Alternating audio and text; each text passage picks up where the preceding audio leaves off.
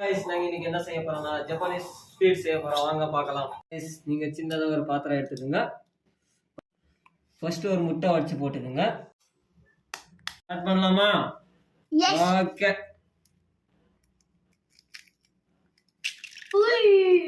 ஒரு முட்டைக்கு 5 ஸ்பூன் சர்க்கரை போட்டுக்கோங்க. 2 முட்டைக்கு நீங்க 10 ஸ்பூன் சர்க்கரை போட்டுக்கோங்க. நல்லா கலக்கி விடுங்க காய்ஸ். அப்புறம் ஸ்டவ் பற்ற வச்சுக்கோங்க. பாத்திரம் வச்ச பிறகு பால் கட் பண்ணி ஊற்றுங்க காய்ஸ்.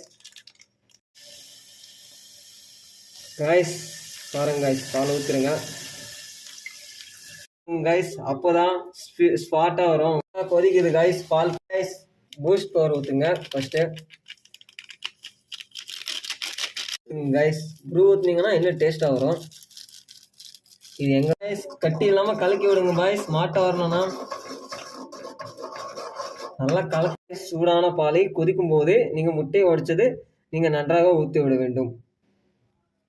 அதை நன்றாக கலக்க வேண்டும். நெக்ஸ்ட் கைஸ் முட்டையும் பாலையும் அப்புறமா பூஸ்ட் ஹார்லிக்ஸ் ஸ்டாப் பண்ணிட்டு சாக்லேட் பவுடரையும் நல்லா உரமாக சேர்த்துக்கோங்க கைஸ். நல்லா பிடிப்பையும் சேர்த்துக்கோங்க கைஸ். வெண்ணிலா ஃப்ளேவர் உங்களுக்கு டேஸ்ட் வரணுமா அந்த எந்த ஐஸ் வேணுமோ சேர்த்துக்கோங்க கைஸ். நல்லா டேஸ்ட் தரும். ரெடி ஆயிடுச்சு கைஸ் ஜாப்பனீஸ் ஃபுட்டு.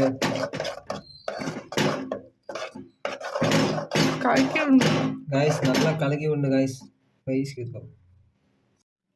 நல்லா கலக்கி விடுங்க கைஸ். நல்லா கலக்கி விட்டு நீங்கள் என்ன பண்ணுங்கன்னா ஃப்ரிட்ஜில் ஒரு 2 மணி நேரம் வச்சு விடுங்க. பாக்ஸில் போட்டுக்கோங்க கைஸ். நல்லா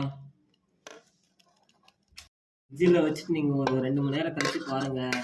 சரியான டேஸ்ட்டு. ஜப்பானீஸ் எப்படி இருக்குன்னு நீங்களே பாருங்கள். ஒரு டைம் ட்ரை பண்ணி. நாங்கள் ஃப்ரிட்ஜிலேருந்து எடுக்கவே இல்லை காய்ஸ். அதுக்குள்ளே பாதி காலி பண்ணிட்டு இருக்கிறாங்க. எடுத்து பார்த்தா பாதி இல்லை காய்ஸ். இதில் பாருங்கள் காய்ஸ். அதனால தான் நாங்கள் ஒரு மில்க் பிஸ்கெட் வாங்கிட்டு மேலே தூளெல்லாம் போட்டு டேஸ்ட்டாக பண்ணலான்னு தான் காய்ஸ் எடுத்தோம். அது